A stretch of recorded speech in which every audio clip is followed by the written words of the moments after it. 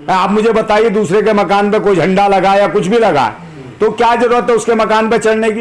ये कौन लोग हैं आतंकी जो दूसरे के मकान पे चढ़ रहे हैं? किसने इजाजत दी? तो ये शासन प्रशासन की कमी है, उनका पूरा का पूरा संरक्षण था जिन्होंने कहा कि चलो ये हरकतें करो, और इनका ही एक उन्मादी एक पूरा जत्था का जत्था जा रहा था वहां, जबकि कोई और आदमी नहीं था, और चल के उसमें बदतमीजी कर रहा था। ये देखिए, ये बदतमीजी कर रहा है। ऐसे लोगों का इस्तेमाल किया जा रहा है। और इसको किसने भाई चढ़ाया दूसरे के मकान पे? भाई इंजेक्शन देंगे ऐसा वाला, सही वाला, ठोकू वाला। अच्छा। हाँ, ये भी साले भुनभुना जाएंगे, जान जाएंगे जिंदगी में कि संविधान होता क्या है। संवैधानिक इंजेक्शन, अरे संवैधानिक इंजेक्शन पूरा देंगे डाल के झट से, समझे? एकदम आगे खुल जाएंगे चिरोटे की तरह, उड़ने लगेंगे और पूरा काम करने लगेंगे देश में। या आदमियों को विसर्जन करना, आदमियों को मार लो तुम, मूर्ति विसर्जन करो। मूर्ति विसर्जन किसने रोका? ये अधिकार है, संविधान ने दे रखा है। तुम अपनी पाठ पूजा करना चाहते हो करो, जो मर्जी करो। है कोई ऊपर उठा के करता, कोई कैसे करता, कोई कैसे करता, कैसे भी करो, कोई मना थोड़ी। संविधान ने सबको आजादी दी है, मगर तुम ये थोड़ी है कि किसी के घर पे छत पे चढ़ जाओगे, उसके झंडे तोड़ोगे, मकान तोड़ोगे, उसकी गुम्बद तोड़ोगे।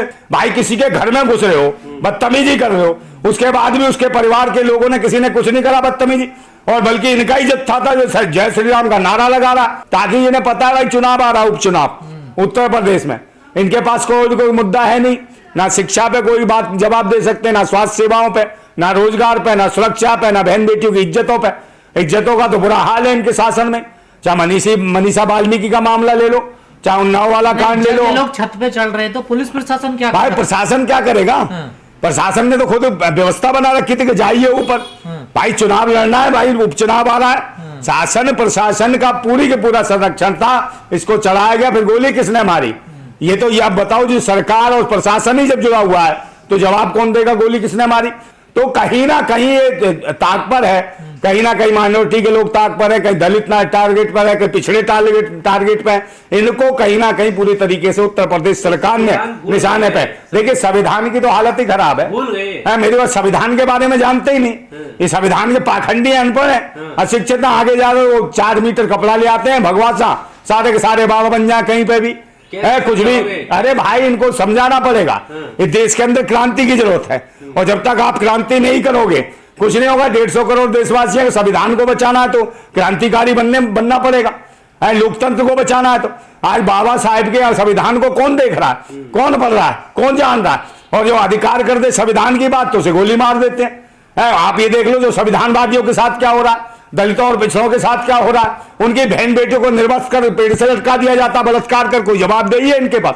कोई जवाबदेही नहीं है, क्योंकि इनकी अपनी तानाशाही चल रही है। हिंदुओं की यात्राओं पर ही हमले क्यों? और भाई कोई हिंदू नहीं है, कोई हिंदू नहीं है। फिर गालियां निकलती है मेरे मुंह से, कोई हिंदू नहीं है। हिंदू बुंदू इस देश में कोई नहीं है। ऐसा हिंदू कौन है बताओ? कौन सा धर्म है हिंदू? हिंदू तो एक गाली है जो अरबी मुगलों ने दी थी। हाँ मैं अपमान नहीं, सही कह रहा हूँ, इन्हें सम्मान के लिए तो है ना। कौन सनातनी है तो सनातन का बात करे ना, कौन से सनातन राष्ट्र बनाएगा क्या? सड़े तन वाले और सड़े मन वाले लोग हैं। सब शोभा यात्रा ने निकाले, मूर्ति विसर्जन की मूर्ति विसर्जन, या आदमियों को विसर्जन करना, आदमियों को मार लो तुम, मूर्ति विसर्जन करो। मूर्ति विसर्जन किसने रोका? ये अधिकार है, संविधान ने दे रखा है। तुम अपनी पाठ पूजा करना चाहते हो करो, जो मर्जी करो। है कोई ऊपर उठा के करता, कोई कैसे करता, कोई कैसे करता, कैसे भी करो, कोई मना थोड़ी। संविधान ने सबको आजादी दी है, मगर तुम ये थोड़ी है कि किसी के घर पे छत पे चढ़ जाओगे, उसके झंडे तोड़ोगे, मकान तोड़ोगे, उसकी गुम्बद तोड़ोगे। भाई किसी के घर में घुस रहे हो, बदतमीजी कर रहे हो, उसके बाद भी उसके परिवार के लोगों ने, किसी ने कुछ नहीं करा बदतमीजी, और बल्कि इनका ही जत्था था जो जय श्री राम का नारा लगा रहा। इसका अध्ययन किया जाए। ईडी और सीबीआई, अरे ईडी और सीबीआई क्या करेगी? और धर्म के नाम पे तांडव तब तक चलता रहेगा, चलता रहेगा जब तक ये जो बैठे हैं ना, जो अनपढ़ बैठे हुए हैं इस तरीके के, तो ये बाबा कहीं नहीं है। ये तो स्वार्थ ही है, तो राजनीतिक बाबा है, ये कोई वो आध्यात्मिक बाबा नहीं है। ये तो चोला इसलिए पहनते हैं, तो इन्होंने चोला पहन के हरकतें कर रखी है। जैसे डासना वाला था, यही बकवास कर रहा था, ये नबी के खिलाफ बोल रहा था, तो इन्होंने हमेशा उलझाने का काम करा। हरियाणा चुनाव से लोगों को भटकाने की कोशिश करी, और करी तो पीछे कांड कर गए। हरियाणा चुनाव में देखा नहीं कैसे घपला कर गए। और तुरंत जो कोई एक आदमी वोट नहीं देना चाहता भाजपा को, तो बताओ ये सरकार कहां से आ रही है, सत्ता में कहां से आ गए? तो कहीं ना कहीं ये धांधली है। आप देखो सुप्रीम कोर्ट मिला हुआ है, सारा का सारा सुप्रीम कोर्ट। देखिए आप, ये हिंसा तो हो जाती है, लेकिन जो गरीब बेचारे इसमें मारे जाते हैं, जिनके घर जलाए जाते हैं, जिनकी संपत्ति को नष्ट किया जाता है, उनका क्या कसूर होता है? भाई उनका कोई कसूर नहीं, उनका ये कसूर है कि गरीब है, और गरीब बना के और मारेंगे। 4 किलो चावल, 4 किलो गेहूं पर पल रहा है देश, इसी को कहते हैं आत्मनिर्भर है। और इनकी बहन बेटियों की इज्जत लूट लेगा तो कहां जाएंगे बेचारे, किसके पास गुहार लगाएंगे? तो उनके पास धन नहीं, पैसा नहीं, कैसे ये करेंगे? गरीबी इसलिए बनाया ताकि वो पैरवी ना कर सके। और यही वजह है कि आज दलित, शोषित, वंचित, पिछड़े और माइनॉरिटी के लोग दुखी हैं, परेशान है इस सरकार से, क्योंकि सरकार पर भैंसी और दरिंदों का शासन हो गया है। हिंदू के नाम पे आतंकवाद फैला रहे हैं, जबकि ये देश संविधान से चलता है। पत्थर भी तो चलते हैं ना, देखिए। काय के पत्थर भाई, पत्थर तो जेब में डाल के चलते हैं। ये भाजपा ही है, पत्थर जेब में डाल के। अरे भाई ये खुद ही मारते हैं पत्थर, ये खुद ही पत्थर मार दें, खुद ही जत्था लेके जाएंगे, वहां से आ गया पत्थर। एक बात बताओ, मुसलमान की तो हालत है, बेचारा डरा हुआ है इस वक्त। और उत्तर प्रदेश से जूड़ी टाइट नहीं है उनकी, तो बिल्कुल पता नहीं क्या क्या टाइट हो रहा है। अच्छा। हाँ, और बहुत बुरी हालत है भाई। वो तो सोच रहे हैं कि अब कैसे जाए, पैसे भी नहीं, वो तो सोच रहे हैं अरे भाई देश छोड़ के भागने की सोच रहे हैं, पैसा नहीं उनके पास, कैसे जाए? ये हालत है भारत के अंदर। और तो और इनको तो छोड़ो, मुसलमानों को, इस देश से 14-15 लाख तो वैसे ही जो बिजनेसमैन लोग तो वो भाग गए देश छोड़ के। तो ये संविधान को नहीं जानते, पढ़ते नहीं। अरे संविधान को क्यों पढ़ेंगे भाई? ये तो संविधान को समझते ही नहीं कुछ। ये तो संविधान को बर्बाद करने में लगे हुए हैं। ये तो चाहते ही संविधान खत्म करना चाहते हैं, ये संविधान में आग लगाना चाहते हैं। वही लोग हैं जो जंतर मंतर पर संविधान की प्रतियां जलाते थे, उसी मानसिकता के विचारधारा के गुंडे बैठे हैं। ये आतंकवादी भारत के नहीं है। पर देश तो अरे भाई ये खुद विदेशी है। देश तो संविधान से, अरे काय संविधान से तो चलना ही चाहिए, और संविधान से चला कहाँ रहे हैं? मैंने इनके बाप को चलाना पड़ेगा, नहीं चलाएंगे तो देख लेना देश में क्रांति होने वाली है। और संविधान से ही चलेगा ये देश। अगर संविधान के खिलाफ चले, वो ये नहीं है कि सत्ता नहीं बदलेगी, क्रांति होगी। क्रांति करे, देश के लोग हैं, भारतवासी है। ये है कितने विदेशी मानसिक खून में संविधान। अरे कौन संविधान क्यों नहीं है भाई? नहीं, इनकी नसों में घुसड़ोगे इनकी भाई इंजेक्शन देंगे, ऐसा वाला, सही वाला, ठोकू वाला। अच्छा। हाँ, ये भी साले भुला जाएंगे, जान जाएंगे जिंदगी में कि संविधान होता क्या है। संवैधानिक इंजेक्शन। अरे संवैधानिक इंजेक्शन पूरा देंगे डाल के, भट से समझे, एकदम आगे खुल जाएंगे चिरोटे की तरह, उड़ने लगेंगे और पूरा काम करने लगेंगे देश में। ऐसी हिंसाओं से फायदा किसका? कैसे इंसान को हिंसा कर रहे हैं? नहीं, जो ये हिंसा ये तो हिंसा कर रहे हैं तो इनका फायदा है। जो देश और सत्ता बैठे हैं, इनका कोई अपना काम नहीं है, ये कोई काम नहीं करते पब्लिक के लिए ये लोग। अरे भाई ये तो ऐसे गुमराह करके कर रहे हैं ना।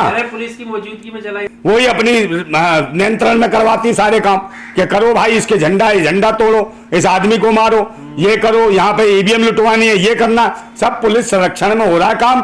अब ये देखना पड़ेगा गोली किसने मारी, किसने। रामपुर में नहीं थी जैसे गोली मार दी थी दलित बच्चे के, जो बाबा साहब की मूर्ति लगवाना चाहता था, वहां मार दी थी, नहीं गोली थी है, किसने मारी? पुलिस ने मारी। पुलिस की गोली है तो पुलिस की गोली से यही इसका भी निकल के आएगा। और देश में मैं कह रहा हूं बार बार कि भाई देश संविधान से चलेगा, लोकतंत्र से चलेगा, और अगर संविधान पे नहीं चले तो ये समझ लेना देश में बुरी हालत होने वाली है। और कहीं ना कहीं देश के जो 150 करोड़ देशवासी हैं, ये जो है ये इनका पीछा नहीं छोड़ेंगे, इनकी ऐसी तैसी करके मानेंगे, देख लेना। और एक फिर से क्रांति होगी। और बाबा साहब ने कहा था कि जब जब संविधान को कोई उजाड़ने की सोचेगा, उस दिन भारतवासी जागेगा और इनको वहीं पहुंचा देगा जहां से आए थे, यूरेशिया से। यूरेशिया भेजेंगे बेटे, ध्यान रखना। इस देश में संरक्षण दे दिया, यहाँ खा रहे हो, पी रहे हो, यहाँ के दया दान पर पलने वाले वही कीड़े आज देश को बर्बाद कर रहे हैं, देश को, संविधान को खत्म करना चाहते हैं। ऐसे लोगों को बिल्कुल नहीं छोड़ा जाएगा। और फिर मैं कहता हूं कि वो गुलाम बड़े बुज़दिल हैं, वो गुलाम बड़े बुज़दिल हैं जो कहते हैं क्रांति बड़ी मुश्किल है, और क्रांति हर मुश्किल को आसान बना देती है। तानाशाह कितना भी मजबूत हो, उसे खाक में मिला देती है। संविधान से चलेगा। और मैं कहता हूं सब्र सहने की भी एक सीमा होती है, सब्र सहने की भी एक सीमा होती है। बांध टूटता धीरज का तब अति होती है, अति होने पे प्रलय और प्रवर्तन होता, तब नई सुबह की नई सृष्टि का सृजन होता होएगा। और नई सुबह की नई सृष्टि का सृजन होगा और होएगा संवैधानिक रूप से।